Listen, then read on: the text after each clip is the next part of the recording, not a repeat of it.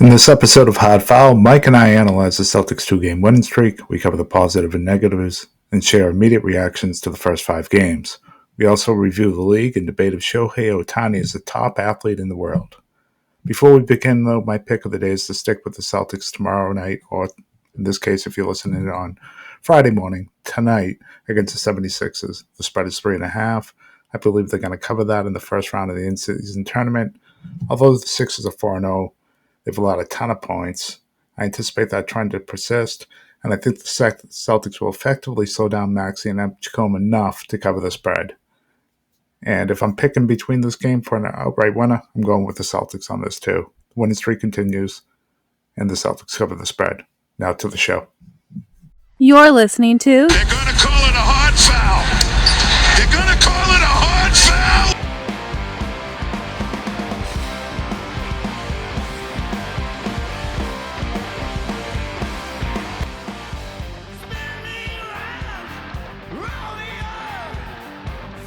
This is Hard Foul. I am Jim Quigley.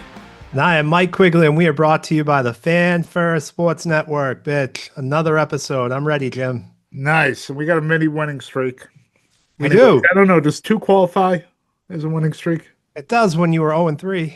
Absolutely. 0-3. Okay. So, yeah, we got a mini winning streak here in Boston. Beating, kind of the worst team in the NBA and then a really good team in the NBA. Cleveland Cavaliers. Yeah. I mean, they really good team, but they were banged up.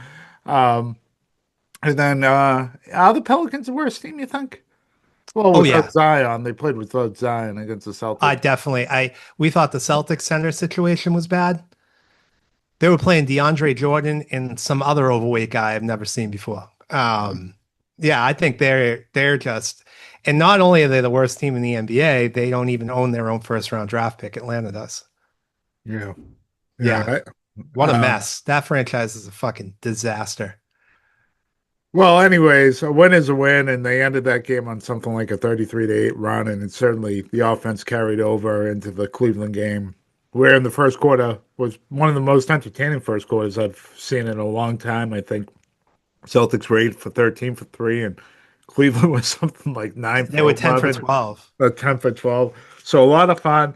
Mike, we're going to get into these last couple of wins, but I think we got to probably take a step back over these first 5 games and take a look at what we're seeing overall, maybe what we shouldn't be overreacting to, what we should overreact to, what we like, what we don't like, and, how it all adds up for the Celtics. So with that in mind... can I jump us off? Yeah, go ahead. I was going to ask you to do it anyways. Yeah, so what we should overreact to. We should definitely overreact to the play of Kada, and we should overreact to the play of Minot. I'm really excited about these two, and I think they could be players that are on the team in the future, and they offer a lot of great things that we'll get into more detail on. And a concerning thing we should overreact to for this current structure of the roster is their struggles on the defensive glass, which they did a much better job last night, except maybe for portions of the second half of the Cleveland game. But overall, this entire season, 5 games in, I think that the reason they can't get out and run as much as we want them to, Jim, and I know you agree with this, is because of the defensive glass. So those are my overreactions that I think we were allowed to overreact to. I think the Celtics have 2 good players in their starting lineup, in Minot and Kada, to be excited about. And I also think that the Celtics are going to really, really struggle this year because of their inability to clean up the glass. Mike, I think those are all reasonable reactions. I don't think any of them are really overreactions. I think Cater and Minot are. Oh, I guess you're right. Definitely solid players that have some real upside. I think Minot's been the revelation on this roster thus far. He, having a DMP under his belt is still hard to explain in that next game, considering the length or whatever. And I do want to talk about some of Missoula's rotation decisions on this pod. But he's been my favorite player to watch so far, and I don't think I'm in the minority there. I think a lot of people are feeling this way. Part of it's because he's new, and part of it is because he's legitimately really good. And we talked about it during the preseason as, what can you really get out of the preseason as a fan watching? And, you made the right point that the Celtics weren't playing a lot of real rotation NBA players. But the fact that even in those circumstances that Minot stood out when he has essentially been one of those guys for the last two seasons, probably really meant something. And now we're seeing it against really good players. Like when you mentioned Cater and Minot, I think you could make an argument that they played Mobley and Allen toe to toe last night. And I Oh, would big say time. that, and I would say Cater was a better center last night. And that's not to say Allen played bad. Which, this is now a couple games where Cater has been the best center on the court. He certainly was, unexpectedly against Philadelphia. Big part of that is that Joel Embiid's a corpse now.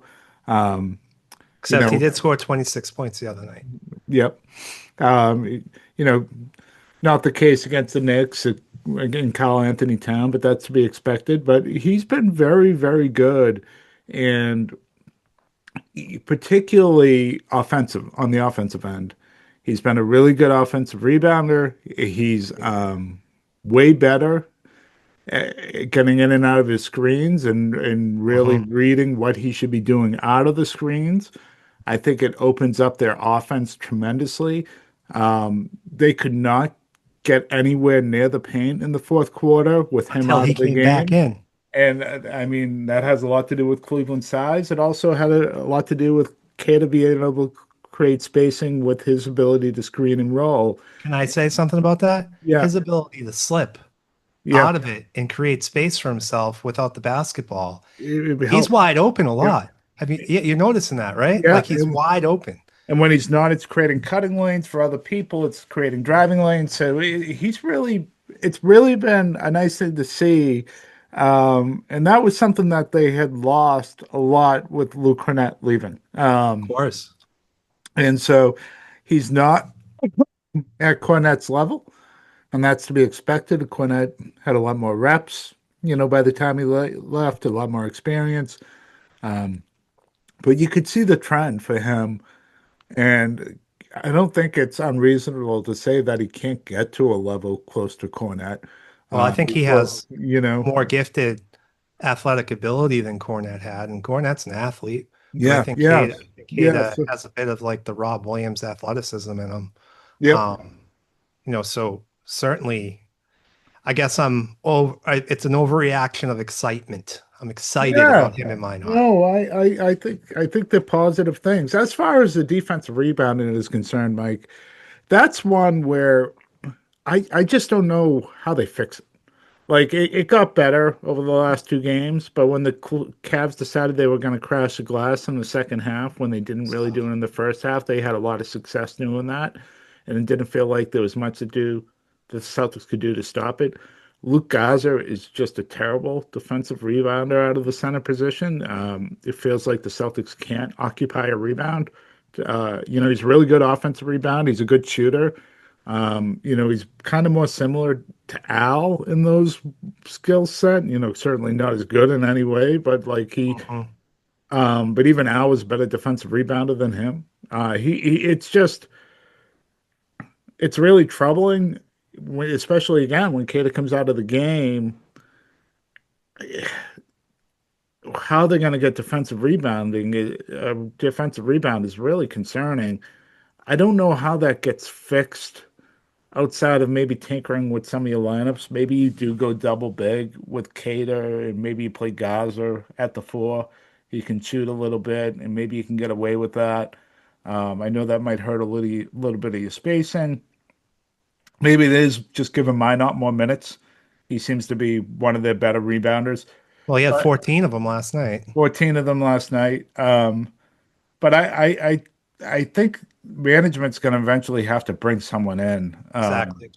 to be a backup five or a really good defensive rebounding four because there's not a lot Missoula can do. what the players can do to get better at this when it's just either not a skill set and they don't have the physical size to be able to, and it's harder than ever to defensive rebound in the NBA. It's harder than ever. So if you're lacking there, it's going to be a real problem. I mean, Cleveland should be a great defensive rebounding team, and they struggled with it last year, and you saw it last night, and Hmm. they have the horses to do it. Celtics don't have really the horses to do it, and you can see where this is going to be a problem. Yeah, yeah. I don't know what they're doing with that 15th roster spot. I don't know if it's a financial decision to keep it open, but they certainly do need another big guy on this roster to at least try out. I don't know if you can start getting guys on 10-day contracts this early into the season You to see can, what's out there. yeah, Um, you can always do that. Jordan Walsh's contract is non-guaranteed, so that's another route you can go if you want to leave that 15th roster spot open.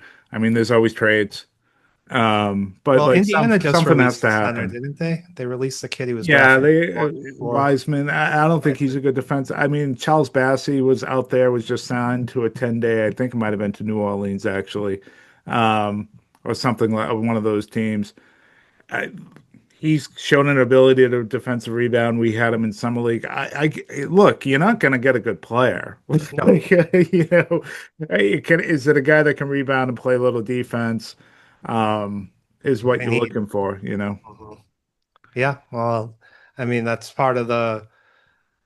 I mean that's the off season. They didn't address it. It didn't look like they were really trying to address it either. Um, I don't know what their options were necessarily because they couldn't really spend money, but and the It, trades it that they made didn't really bring anybody back. So and it doesn't seem. I feel like if they were ever able to figure that out, and it's a huge thing to figure out. So I'm not treating this as a small thing. If they could figure this out, they're going to take off. But if they were ever able to, there's a lot of other things that you can kind of like about what they're doing. I don't think it makes them a championship team or anything like that, but they do have the ability to run when they defensive rebound. They can create pretty good space. They have some nice little offensive revelations. Gaza's not a bad offensive player. Minot isn't. Simon's going to certainly light it up. The defense is aggressive, sometimes over aggressive, but mhm. they come up with some plays. Like they could be okay if they could defensive rebound. It's a long way of saying that, but it's a huge problem. Yeah, it's their biggest problem. And oh, I think especially when you look at New York, what happened in that second quarter, and then Detroit when they blew that lead so quickly, they were giving up a lot of second chance opportunities in that game. And it almost came back to bite them last night in the second half. They were giving up a lot of opportunities to New Yeah. York. I mean, to Cleveland in the second half, but Cleveland just decided not to run any offense. I couldn't like the offensive efficiency in the second half with those two teams last night was dreadful. But luckily for the Celtics, they hit some more shots and came out on top. But yeah, I think it's one of those things that are going to bite them in the butt a lot this year, and it'll cause problems not just on the defensive end because it'll force them to run half court offense, and they struggle to do that even when they have Jason Tatum in the offense. So Yeah, Mike, look back to yeah. that. You brought up the Detroit game. I think it's the perfect example. You go the last 3.5 minutes of that game, the Celtics scored on the majority of the possessions. The Yeah, offense Minot down, scored on the yeah, majority of them. yeah, the offense down the stretch, there would be nothing to complain about. Like they did everything they had to do to stay in striking distance or take a lead. And then they were getting initial defensive stops nearly every time down.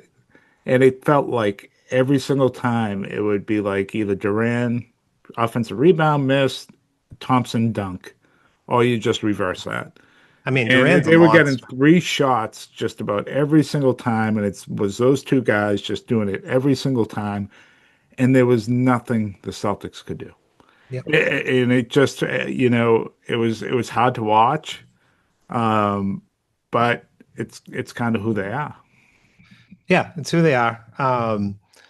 So with that, Jim, I think, taking a look at rotations here, something that This is my I, overreaction, but go ahead, yeah. yeah, I take issue that Shireman's playing over Gonzalez. That's the issue I have with the rotations. And it's interesting enough, they just re-upped Shireman for his third-year option, which I don't understand. I don't see it with this guy.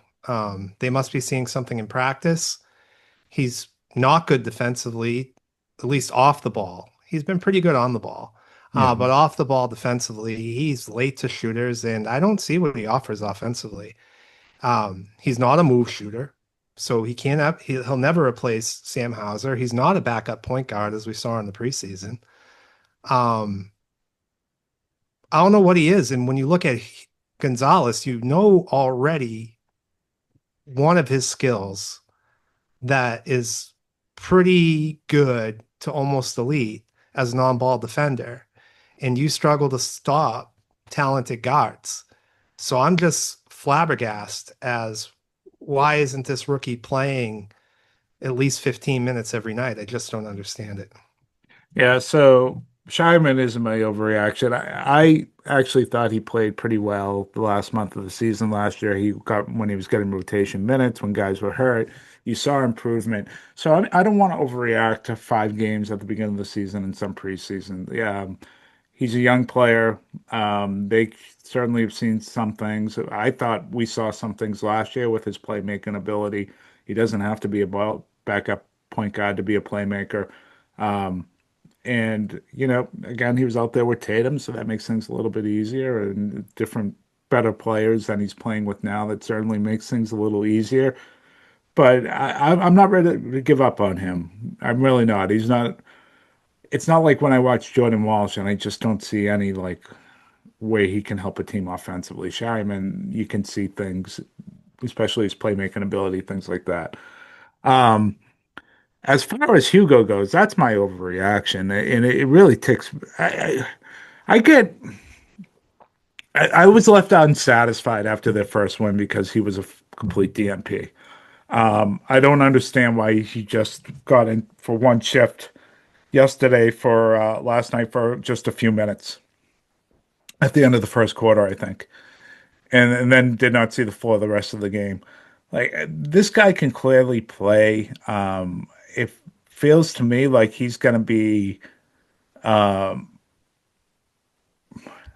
of whatever you're going to be going forward in the future. He's going to be part of your rotation when you become good again. I don't think that's going on a limb. He plays like a veteran now. I have a hard time knowing what his ceiling is because he's one of those guys that's so skilled as a young player that it's tough to really know, like, is this as good as it's going to get or is it going to get better than this? I'd like to find out. I'm guessing his ceiling is much higher than what we're seeing now. He's a really solid defensive player. I think he's a headsy offensive player. I struggle to understand why he's not. Maybe part of this is, just that he's a rookie and this is the way Joe wants to coach him. And maybe Missoula and the Celtics have a better plan than we realize, and we got to give it some patience. But I just think it's wrong. If you're asking me, I think it's wrong not rolling him out there with this squad. It's not a team filled with veterans that you got to step on. You certainly can take time from Shyman, like you said. You can take some minutes away from Sam Hauser. You could take some minutes away from Simons and Pritchard. You can find ways to get him out there in playing time. And I think that's what they have to do. And, I really would love to see, he didn't play on opening night. And Maxey and Edgecomb went fucking nuts. Mm-hmm. I'd love to see him play tomorrow night against the Sixers and see what he does in front of Maxey. Or if they decide Edgecomb's the better matchup, see what he does in front of Edgecomb. And just let him roll with it. I mean, it's just odd because it was just a couple of games ago where he went minute for minute with Kate Cunningham and really did a good job. Like if you watch that game, you would say, that's pretty impressive how he was able to stay in front of him. It was really impressive in the second half when he was given minutes against the Knicks, how he was able to stay in front of Brunson and really be a pain in Brunson's ass. Like he was really solid. And he has great hands, on defense. Like, really knows when to poke at the ball. There was one possession against the Knicks where I think he caused 3 or 4 deflections on on one possession that led to a stop. So I like Mike a lot. What I'm seeing, I can't even adequately compare him to anyone. I think I said Rick Fox before. Other people have said Marcus Smart. You said Manu Ginobili. I'm not even sure. Like he's kind of unique for rookie with the skill set he has and how he's able to do it. And if you want to But emulate roll him out there. and if you want to emulate the Thunder and what they're doing defensively, you shouldn't be sitting this guy on the bench. No. He should be out there playing. It's the reason, Minot's out there too. Like these two got to play a lot every night. You're so limited in other areas, you might as well be really good at on the ball defense. And I thought we'd see it against Donovan Mitchell last night. Unfortunately, Mitchell wasn't himself and wasn't really attacking. But I thought he's the type of guy that kills the Celtics, and I thought that's where we would see Gonzalez last night, and we didn't. So, uh, no, that's my overreaction. My overreaction. I still think he's going to be a rotation player by the end of the season. I think come the All-Star break, this guy's playing every night. Well, he should be playing tomorrow night against Philly. I think he should be playing every night. Yeah. Yeah. And speaking of tomorrow night, Jim, are you excited for the tournament now that the Celtics are an NBA finals contender? Like this is probably the best we'll get is for them to compete for the tournament cup here, in-season tournament, the Emirates Cup or whatever they call it. Because the first game's tomorrow night. No, I guess if they win, I'm excited for it. If they win this game and they're actually got a chance to move on in the tournament, I'm just more interested in the growth. And this is kind of a revenge game. I hate the Sixers. I'd like to see how they respond to losing and letting Maxey and Edgecomb go off. Maxey and Edgecomb go off again? Is it just something that we talk about a weakness being defensive rebound? Certainly, other weakness is how they defend these quick athletic guards. So I want to see that. And I don't think I said it on the podcast. I think I said it to you when we were kind of doing the pregame stuff. Celtics ninth in offensive efficiency, ninth in defensive efficiency through the first week. Those are pretty good numbers. I think seventh in efficiency overall. Pretty good numbers. So is that just because of the last few games, or is that something that that they actually are? Because if they are around those numbers moving forward, that's a playoff team. So just we'll see how it goes. And speaking of which, Mike, what have you thought of the Celtics' offensive approach overall? And I know everything's connected, and we've certainly spoken about defensive rebound and how that's hurt their ability to get out and play like they want to. But I think through the first three quarters, I'm typically happy with how they're playing. I do think last night in the first half was a bit of fool's gold, and they fell in love with the three-point shot because of how hot they were. Obviously Sam Hauser had a ton to do with that, but you also had Simons hitting some shots. You had Jaylen Brown, who's just shooting the lights out right now from everywhere, hitting threes last night too. And I thought you saw in the second half. I mean, that fourth quarter, I think the first possession, Brown got a layup. And then for the remainder of the quarter until Keita came back in, it was just 3-point attempts. And they were something like 2 of 10. I don't love that Derek White has as many 3-point attempts as Steph Curry. So he leads the league in 3-point attempts. I think that he's a great 3-point shooter, but I also see him struggling with some of the things that Jason Tatum struggled with as a lead guy. And that's settling rather than trying to take it to the basket a little bit more. And I do think Doris Burke, and I don't typically like her, was onto something a little bit last night, just as much as, White is going to be the lead guy now. And I think he just has to get used to that role. And I expect him to, because he's always been the fourth quarter guy. But he's been the fourth quarter guy with Jason Tatum in the game.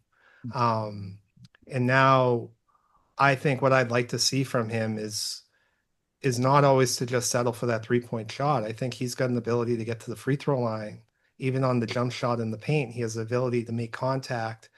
I'd like to see him doing some more of that and getting to the line more and being quicker with his decision making. But overall, through three quarters, I love the pace of play of this team. I do think they get up and down. I do think they try to find matchups and attack them.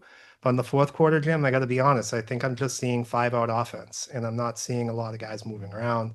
I'm seeing a lot of ISO offense again. Um, I think I hinted at this in the offseason that I thought their fourth quarter offense was going to be one of their bigger challenges, and I think they can improve in that area.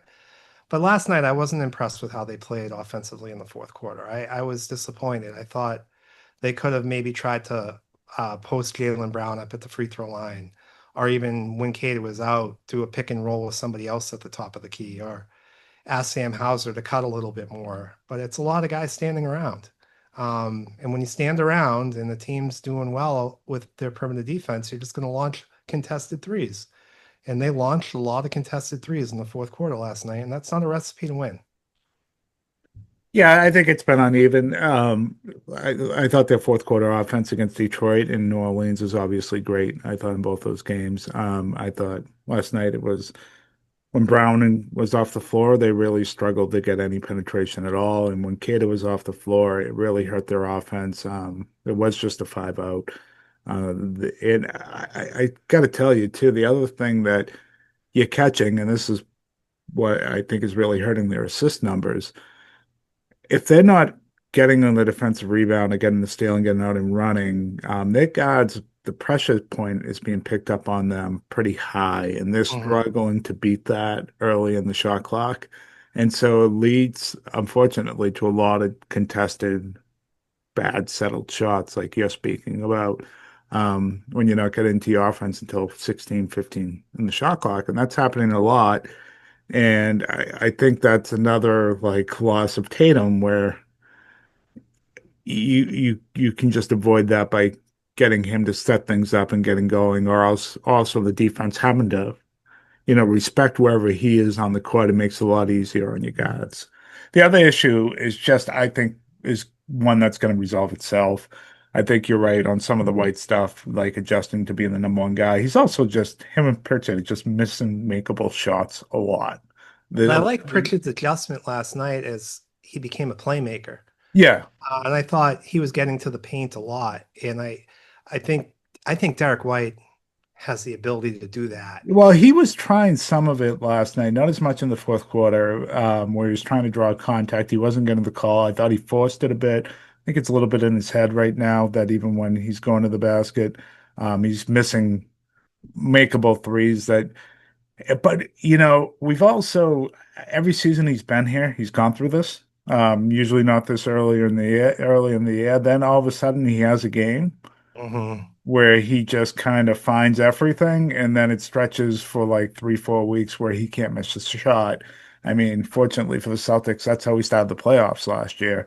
Um, so I mean, I'm not panicking over those two. Those two are going to resolve itself. It might not be tomorrow night. It might not be until I'm not game worried 15. about their But ability to hit threes, those two. it's not the I threes, but guess, also efficiency and like yeah. I feel like once you have one of those games, then a lot of the things that you're talking about becomes easier too. I think there's a lot of forcing going on, and but yeah, I think it's also figuring it out. Do you Uh, think part of it too is that Joe struggles to get away from this philosophy of having a lot of 3-point attempts is going to lead to winning? Because the Celtics' 3-point attempts haven't gone down much from last year. They're still shooting a I don't lot think of it's the threes. attempt number that he's really worried about as much as getting out and playing with more pace and a little bit more efficiency. They're certainly not playing the same way that they did last year. The attempts are up higher. I think you're right about the fourth quarter last night. But on the whole, if you watch that game, you watch that first quarter, even the shots they were creating were off a lot of movement. All those threes were wide Yeah, open. where it Yeah. wasn't isolation stuff. And they're pushing the ball any chance they can off of defensive rebounds. They're crashing the offensive glass more than they had ever had last year, too, outside of Cornette, who was just highly skilled at that. I think there are like certainly changes. The one thing he can't help and can't control is if they can't get a defensive rebound and then get out and run. He And I thought his comment too about Derek White's shooting and getting used to playing defense the way they're playing it was interesting. Just hinting at the fact that White's being asked to do a lot more on the defensive end this yeah. year than he has in years past. So there's a lot to it. I think that Derek White is going to be fine. I think he's going to be, like I said, an all-star when it's all said and done. Um, I do think it would help him just to have the three-point attempts go down a little bit. That's my only thing. I don't Yeah, think he and needs to shoot look, that many. that's why I these early season efficiency numbers I want to pay attention to and see where it goes because sometimes our eyeballs tell us one thing, and then you look at the stats and they tell you a completely other thing. Hmm. If you're in the top 10 in both efficiencies, defense and offensive efficiency, you're going to be a playoff team and you're going to probably be challenging for home court. That's just the way it usually works out.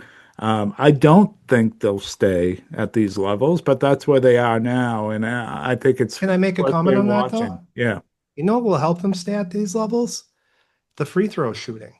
If they continue to hit their free throws at the pace they're hitting them this year, they're going to have efficiency um, positives. And one thing I really appreciate that I saw last night, you mentioned Jared Allen had a good game. Centers who can hit free throws, him and Keita, I think were combined 14 for 14 from the line last night. Keita can hit them when he goes in the game. Gaza can hit free throws when he goes into the game. Gaza seems like he creates a lot of contact with these offensive rebounds. I think the Celtics, as they think about this philosophy of getting up and down, could be a type of team that gets a little bit more at the line.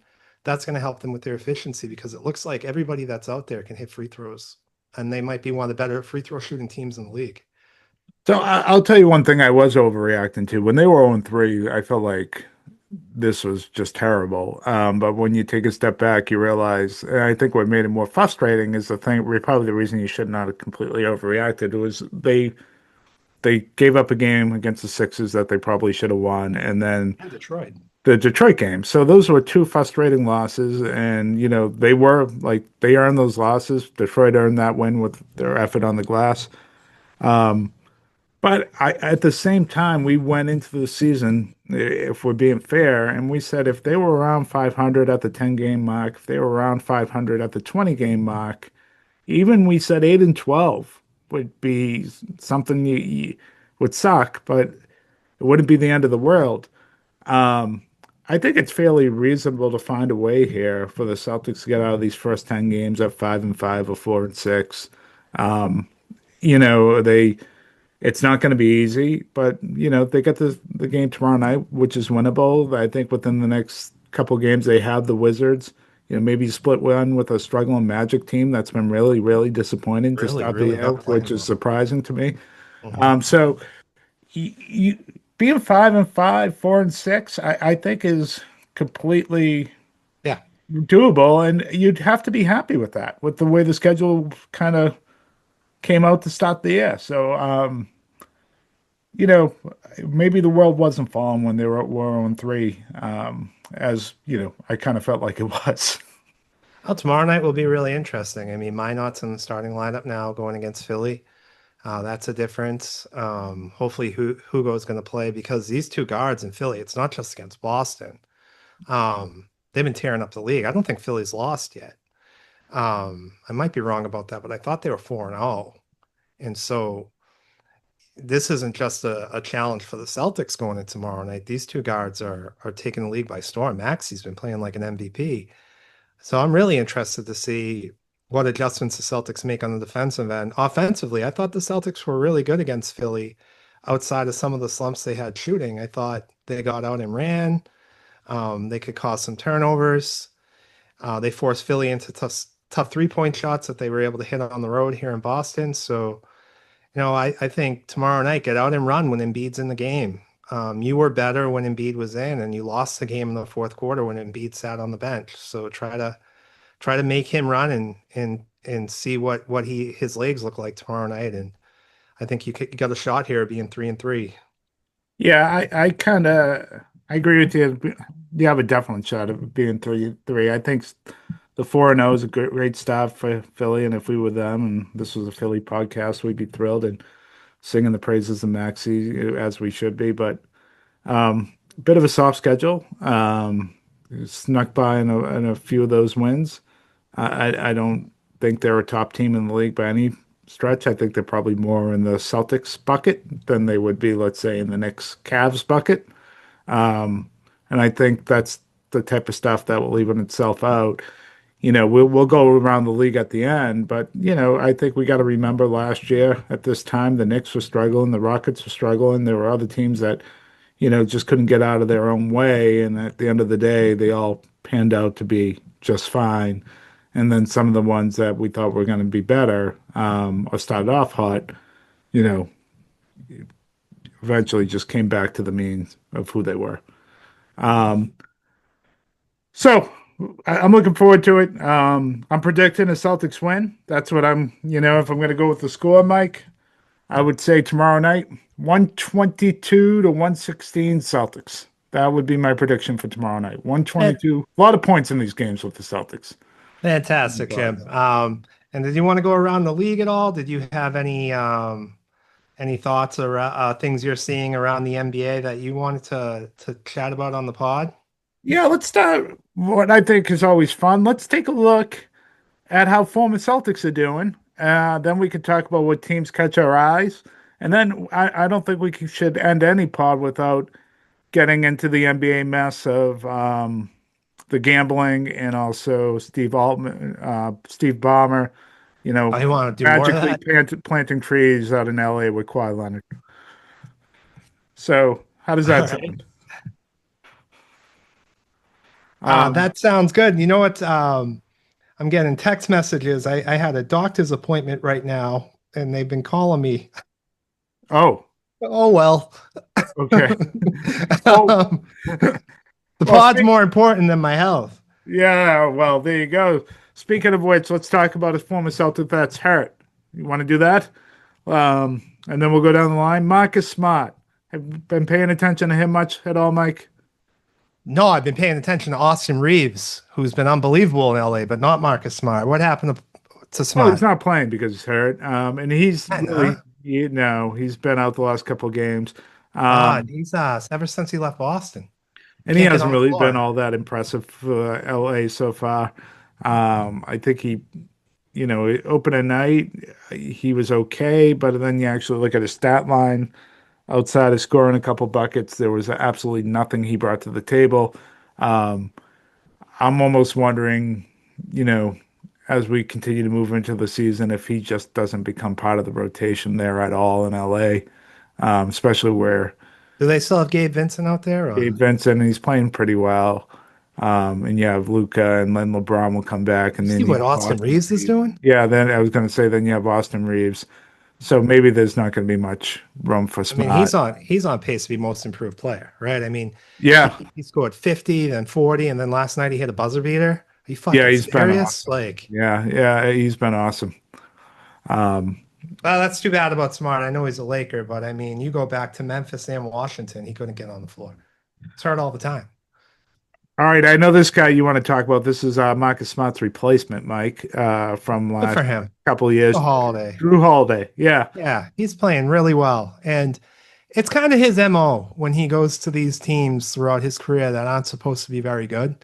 And then Holiday gets there and tears it up. He did it in New Orleans with the Pelicans, where he got there and just started playing like one of the best point guards in the NBA. He was obviously hurt last year, and he was the fifth option here in Boston. He goes to Portland, and he's becoming like this very efficient offensive player again. His value's got to be going through the roof, and I'm very interested to see what team he's going to be on at season's end, especially where Portland has Damian Lillard signed to come back next year. So, yeah, good for him, Jim. He's playing really well. I wish he was here on this Celtics team, but he's not. So, no, he's not. He's not. But they have some Portland. They've been entertaining. Like talk about league past teams. I think we probably slept on these guys at the beginning of the year. they have Mark's Sharp a really good player. I think Shop, as you just mentioned, yeah, Klingon. yeah, He's a yeah, good they center. really have, and a guy that really hasn't got any time yet, that Yang Hassan, Oh who yeah, he's still there. And don't they have showed Jabari some Grant things in the too? Is he preseason still too. there? Or What's that? Jabari, that Grant, the power forward, Jabari Yeah, Grant. yeah. I mean, he's not a reason I'd watch League Pass, but he's still So that's a there. good offensive player. He's a good offensive player. Yeah, I don't really like him as a player all that much, but he's helpful to them coming off the bench for sure. Mhm. Yeah, so good for Holiday. What is he averaging, Mike? Like 19 and 8. I scored 27 last night. Yeah. Yeah, Yeah. 27 and 8 last night, 19 and 8 on the season. So he's been really good. He's been really good. All right, let's talk about another guy, Mike, that's also been really good and doing it Cornette. off the bench. Christoph Porzingis, he's played in three of the games. We kind Oh, of I thought you were talking about Luke Cornett coming off the bench. yeah, That's we'll where I get was going. yeah, no, Porzingis is coming off the bench, and that's something Are you sure he's coming off the bench? I think I thought Porzingis he was. starts, man. No, he's a starter. Is I he? always check out their box scores, and he's in the Okay. starting lineup. Yeah. Oh, all right. I have it wrong. I thought he was coming off the bench. No. But getting about 25, 26 minutes a night. He's averaging 20 points a game. Um, He's Shooting the ball like basically he the, always has. He looks yeah. great. And it sounds like they figured out what was wrong with him in the offseason or recently, anyhow. Something that, It's interesting. He did miss a game with being sick. He did. He has missed one game with being sick. So well, it's something that it was like a condition when you were standing up, your heart raced faster. yeah, I don't know what was going on with him. But did you see Trey Young got hurt last night? So I don't know about Atlanta. How They've significant always is suffered with injuries. What's that? how significant? How Well, significant? significant enough that he's getting an MRI today. Uh, Yep. that's not great. Well, let's go to another injured guy, a man that's out with the left ankle sprain right now. Luke Cornett hasn't played the last couple nights. But Oh, he's before, injured? yeah, Oh, that stinks. yeah, he's been out the last What couple was the nights. nickname they gave him in Wemby? They have a nickname together. Yeah, it's French something. French vanilla. Vanilla, yeah, French vanilla. But he was really good for one game, but that's been it. Really for him so far. The first game he didn't really offer much at all in terms of a stat line. Really good the second game of the season against the Pelicans, but he hasn't been on the floor. Um, Not that it really seems like Wemby needs him right now, Well, but I'll tell you this, when he's back, he fits in really well with Wemby.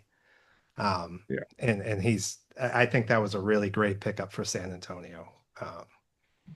I do think that's going to work out well for them. And then the last guy is Horford, who's also it's been a bit uneven. Yeah, it really has. He had one really good game, missed some games. I think with just like managing him, they were Mhm. both back to back, so he's not playing both back to backs, just like when he was here in Boston. But you know, it's been uneven, but that might just be him getting used to a new environment. I think when chips are down and the games matter, he'll He's matter. not there for the regular season, Jim. No, he is not. He is not. So that's where our former Celtics, and we're not going to do that on every show, but I think we'll do that periodically. I think it's important to see where those guys are and measuring. Certainly, I mean, regardless of where those guys are, you could use Luke Cornett, you could use Porzingis, you could use Al with the way this team is rebounding and at that center position right now, um, for sure. I think that goes without saying. Um, Around the league, if you want to start in the Eastern Conference, I can give you my two teams that I'm surprised in how well they're starting off, and I can give you two teams that I think their fan bases should be a little disappointed. Um, and I'll give you mine, the Chicago Bulls being 4-0. Obviously, I don't think they're that good, but I do think they have a power forward who is a legit, um, could be a legit all-star. 21-year-old. He was the 11th pick last year. Mataz Bazil. I can't pronounce his name at all. But he's playing really well, averaging 17 and 5, shooting the ball really well. I think he's a big part of the reason Chicago is undefeated right now. For the first time in a while, the Bulls have 3-point shooting. So something for their fan base to be excited about. They might actually be a playoff contender this year. And the Milwaukee Bucks, Giannis looks like the MVP of the league right now. They're just playing really well. My two teams that I'd be a little disappointed in, 5 games in. If I'm an Orlando Magic fan, I'd certainly be concerned about this start. And if I'm a New York Knicks fan, I don't think they've looked great here at 2-2. And certainly they lost to Milwaukee. They didn't look great in that game. So and those are kind of the teams I was looking at, Jim. I didn't know if you had any initial reactions to the team, like maybe Charlotte. They seem like a lot of fun, but I don't know. Yeah, What you? I don't take a lot of stock in the records early in the year. I look, if you look at the top four teams in the East, the Bulls, 76ers, Heat, Bucks, I don't think any of them are going to be in the top four at the You don't end. think the Bucks will? I think No, the I Bucks. don't. I think the Bucks are a limited team, and I think Doc Rivers has, you kind of a shelf life on how well things go into a season. I just I look at the Magic as being the team that I'm circling because of how poor at times the defense has been. I expected Banchero to just have a great year, and he's been really uneven, which has really surprised me at times that he's looked disengaged. There's just a team that I kind of had circled, so I've paid attention to and watched a bit more than other teams. And it kind of reminds me in a lot of the ways that the Timberwolves approached the season last year, which doesn't make sense in the Magic because they haven't done anything. Not that the Timberwolves did a ton outside of getting into the Western Conference Finals either, but I would just have some concerns with their approach Hmm. as much as anything else, and them letting the go of the rope on defense. And I do wonder, and I think Mobley's a good head coach. I really do. I think he's done a nice job there. But I do wonder with the young team if they might need a new voice to help motivate them and get them going. And I would circle that too, Mike. If we're at game 25 in the season, they're under 500 or around 500. If we don't start hearing names like Tom Thibodeau or Tyler Jenkins about coaching the Magic potentially. Well, it certainly doesn't help too that you traded for Desmond Bain and he's shooting under 27% from three. No, that doesn't help either. And usually that's something that's fixable. But I just sometimes you watch teams and they're missing shots, right? And they're playing pretty well and they're losing. Or Not all sometimes you that. watch a team and they're just playing, they're getting wins, but you look at them and be like, this is a bit of fool's gold. Um, I'm watching this right now and something just feels off. They're not really playing well and losing. It feels like something that isn't being tapped into. And, it's only 5 games and that can change, but that's the the team that I'm circling that something just doesn't feel right to me about how things are going. The Yeah. rest of it, I think, it's hard for me to judge through 4 or 5 games. I'm not changing my opinion on the Cavs losing to the Celtics or the Knicks losing to the Heat or anything like that. Those are going to be your top teams. I think the Pistons will eventually figure themselves out. And you can go down the line. Um, and I shouldn't be so. So yeah, I the said Bulls. none of these top four teams are going to finish in the top four. The East isn't that great, so maybe one of them sneaks in. But I just watched that Magic team, and they should be a top four team. They should be a top three team in this East, and I'm wondering if that's going to happen. Yeah, I am too. Now the Bulls play the Knicks tomorrow night, so that should be a good game. Um, Out west, Jim, I'll just say for me, it's there hasn't been a ton of surprises. I mean, San Antonio being 4-0 and the way Wimby's playing, I think is the biggest story out west for me. Yeah, it's been the individual stories, the play of individual players that have just been awesome out west. Hmm. Durant was awesome last night. SGA's had his nights. Wemby obviously has been, fantastic. You talk about Austin Reeves earlier in this podcast. So you just have a bunch of guys doing awesome shit out west. That really just goes to show the depth of that conference compared to the Eastern Conference too. Um, and if there was a couple of teams that I'm like, given a little bit more than I expected, the Spurs being 4-0, I wouldn't pick them to be the top of the West. Laurie Markkinen scoring 50 points. Laurie Markkinen scoring 50 points. I think the Trailblazers are a much more entertaining team and I should have realized this. We should have realized this before the season started. So it's interesting, and you How do you really feel got to about the want. Clippers? They were held to 78 points last night by the I Warriors. was going to talk about my two concerns. Yeah, so the Clippers, I think, are an absolute concern. There are times that they look like disengaged. Yeah. You wonder how big of a story this Kawhi thing is going to be hovering over that team and what that's Hmm. going to be like. You would think that would be the case with the Trailblazers with Billups. It hasn't been. And then the other team, like Anthony Edwards is out for a few weeks. He Just sure like, is. LeBron is, and out west, getting behind Anthony in a few Davis weeks, last night. it could make a big difference. What? Anthony Davis went down last night too. Yeah, Anthony. Oh, he's looked out of shape. Some of that injury. Wow, Mike. Anthony Davis got hurt. Oh my God. Went Who down could have last night. seen that coming? What a They should nickname him Band-Aid. He's what a bad trade, huh? oh God.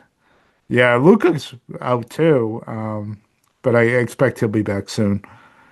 Yeah, so if I'm the Timberwolves, the Mavericks, especially the Timberwolves, so where you want to be in that top four, top five, losing your best player for a few weeks, that could be a much tougher hole to climb out of and under normal circumstances with how stacked the West is.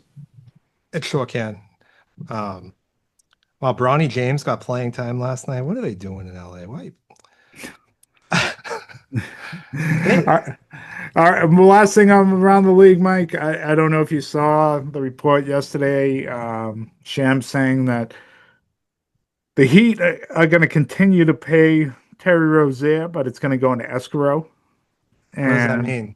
it essentially goes into a separate account that will accrue interest. And then if he, when his charges are dropped, then he can collect that money, or if he beats the rap, or he's not suspended by the league. I personally I don't don't know care. how that's legal. There's Oh, guaranteed contracts. The league hasn't really made I'm sure any. the union will fight it if he doesn't get his money. Yeah, like I like you got to go suspension without pay, I think, and then have the union fight this. I don't. It's an interesting way of handling it. The Heat are pissed because they still got a. It's still going to count against their cap. I mean, Reggie Lewis counted against the Celtics cap, I so I'm was not gonna going to say cry for that. you about that. Yeah. Um, I just that's that's what I watch. I'm not all that interested in the league still. I don't know if you saw the Silver interview during the Knicks He didn't look Celtics great. game. No, I didn't think so either. And I don't. We're definitely not getting the whole story from them. I, you know, they're saying they saw irregularities. Talked to Terry, couldn't find any evidence. All that might be true, but you do wonder if they just dropped the investigation from there and kind of, I don't hear anything, I don't see anything. Oh, Jim, that's exactly what it was. Yeah. It's exactly what it was, just like with this Kawhi and Steve Ballmer situation. The league is corrupt. They have a corruption problem. And the only ones that can fix it are them. And I'm not sure they can do that with Adam Silver in charge anymore. When does he go in front of Congress? Well, the Congress said they did want to bring him in, so I I thought don't know. what happened with that? Why don't they want to bring him in anymore? They still do. It takes some time to schedule. I mean, Congress has to be in session. Oh, that's The a good thing. Republicans haven't been in session and Well, they get paid though. yeah, in quite a while. So, yeah, Congress has to be in session. I guess the Senate could call him Talk in. about real crooks and criminals. Um, I just don't know, Mike. Like, we can blame Silver, sure, but it's Silver has bosses. He's the commissioner, but he's not the one in charge. It's the 28 owners that are the bosses. Essentially if they all came to Silver and said, "You need to do this," that's what he would do. He's not changing because they're happy with how it's going. Mhm. Like I just think sometimes we get so fixated on commissioners because of the face of it, but they're not the ones making the calls. Yeah. Well, it's out of control, man. It is, and it's not just It's not just Terry Rozier and these guys. There's definitely more things going on, and it makes me question the validity of games. It makes me question these referees when I see bad calls. It's a real problem, and Yeah, especially when you get Scott it's Foster corruption. involved. Especially when you get Scott Foster involved. I think that's a reasonable thing to question what's going on. Tony Brothers is another one. I mean, Um, with these billionaire owners and these billionaire people here in the United States, it just feels like corruption is seeping into everything that we see. well, And you sports are brought supposed to be enjoyable. You mentioned these owners, and um, yeah, it's a problem. These people are a problem. you bring online gaming into this, and you have the leagues get sponsored by it, and you bring in all this money, and it's all so close to all these players now. I mean, it's been you've accepted it, not just the NBA, but all major sports as part of your culture. You have lines going up on every single game. You have folks that are very close to this everywhere.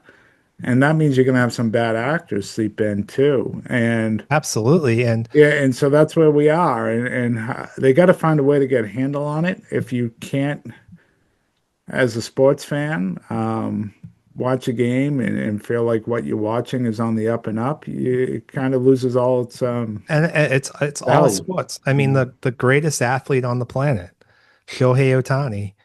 Let's be honest. What happened last year wasn't looked into enough. Greatest athlete on the planet. Oh, I think absolutely. He Absolutely. plays baseball, Mike.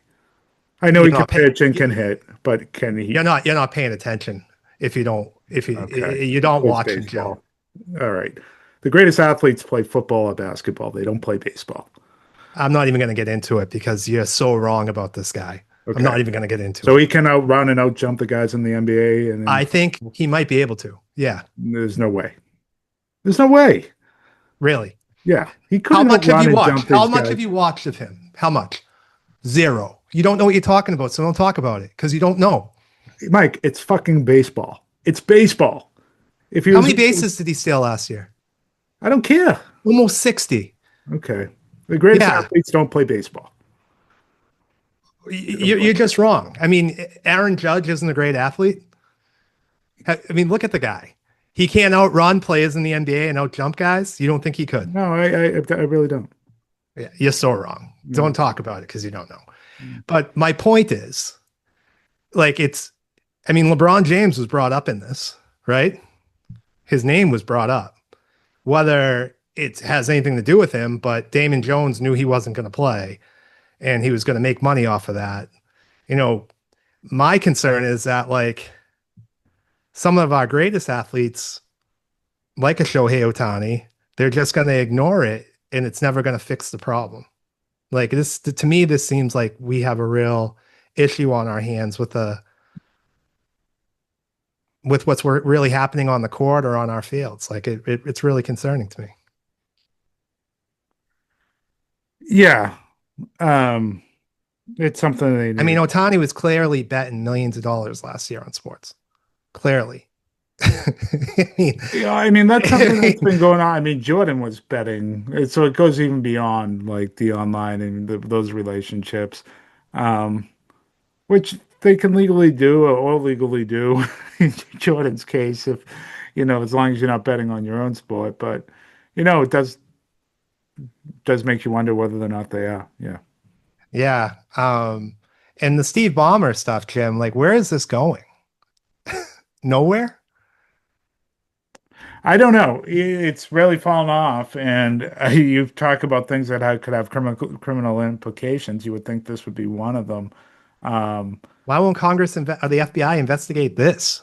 well, they did, and the owner of the company had to plead. He pled guilty to some stuff. So, whether or not the FBI is just because it looks like a crime, if they don't think they can prove it, so they wouldn't necessarily go after Kawhi.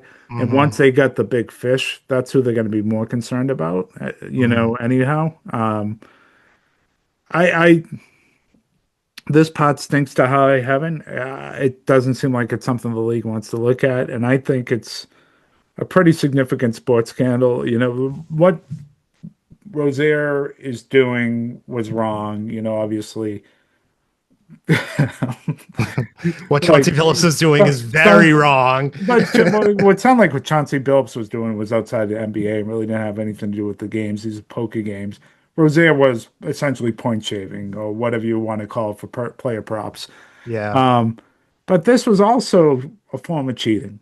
If he's paying Kawhi Leonard outside the salary cap that big time.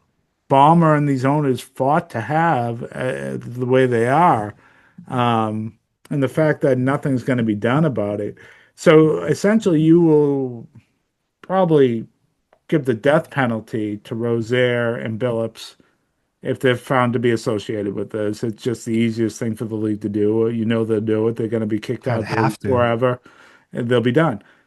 Yeah, but Steve Ballmer can cheat in a way that's really significant, and Crazy. nothing's going to be done. And you could say the Rozier stuff is worse, and in some ways you'd be right, but this is just a level below, and it feels like we don't want anything to do with it. I know. I mean, how do you get rid of an owner? How does that happen in the NBA? Like, how did they get rid of Donald Sterling?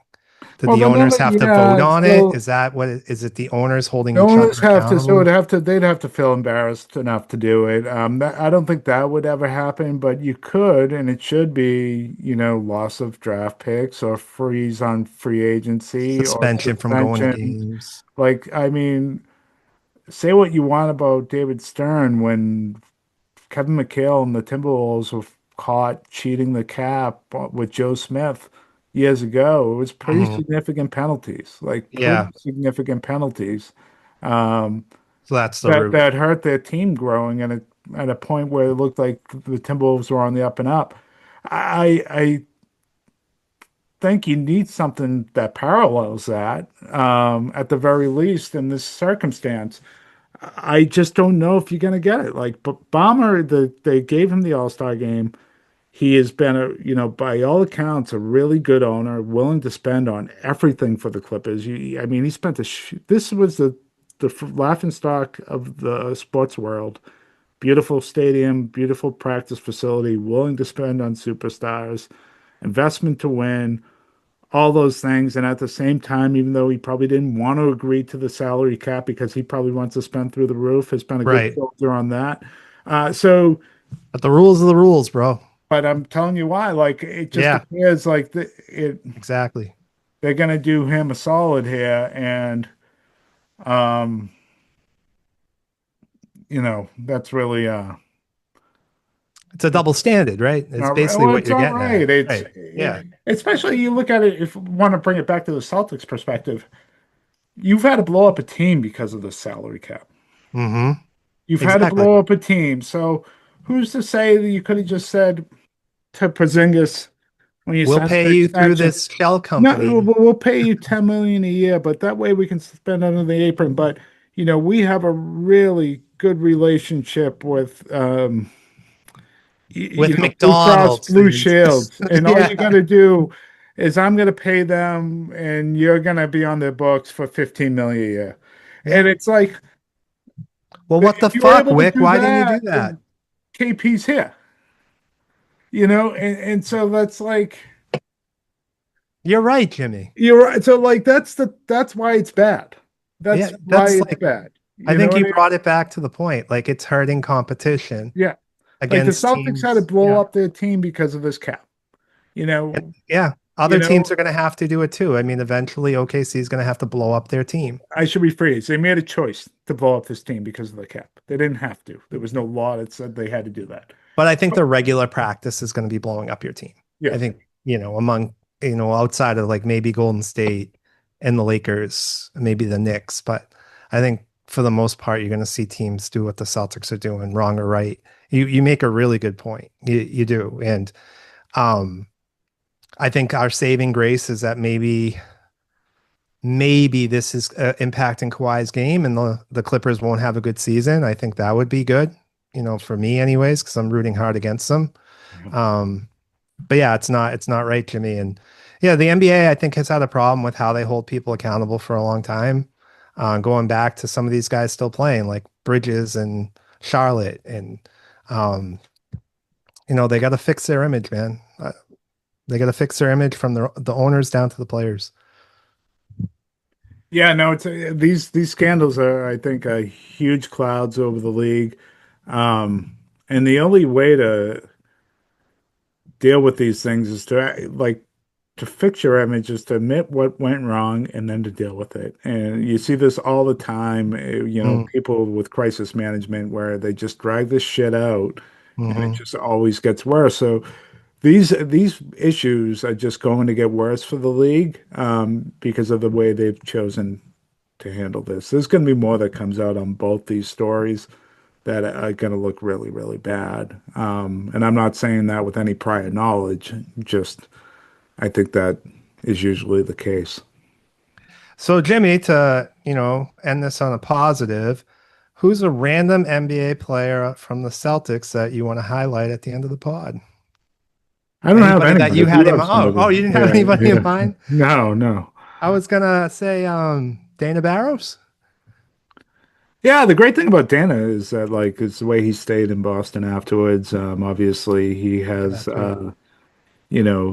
he's kids that have played around here, gone to prep school. He's been very involved with AAU basketball and youth basketball. I coached against him, I'm not surprised. Yeah, in summer league when Quincy High years ago, I coached against him. He was coaching the team. It was pretty cool. In the Boston league there. I was in Braintree Outdoor. Oh, Braintree. Oh yeah, I remember he had a team in that. Yeah, and he has that. The sports center out there in Mansfield. So he's been great and stayed within the community. Brockton kid.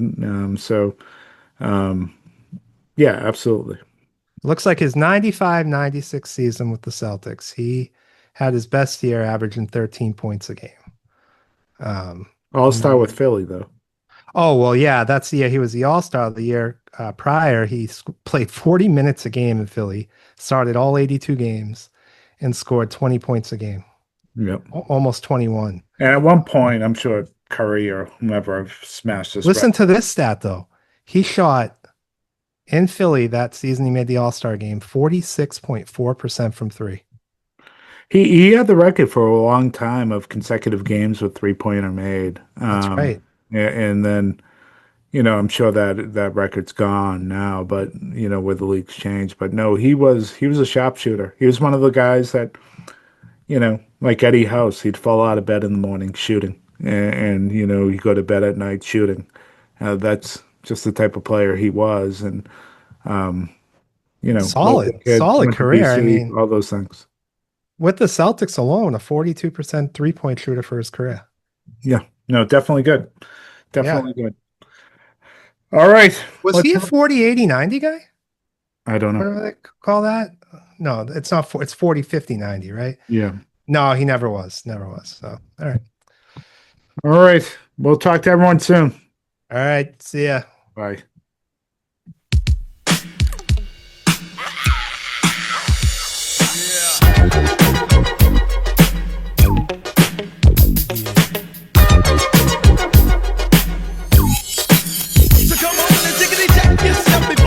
Yourself. Check.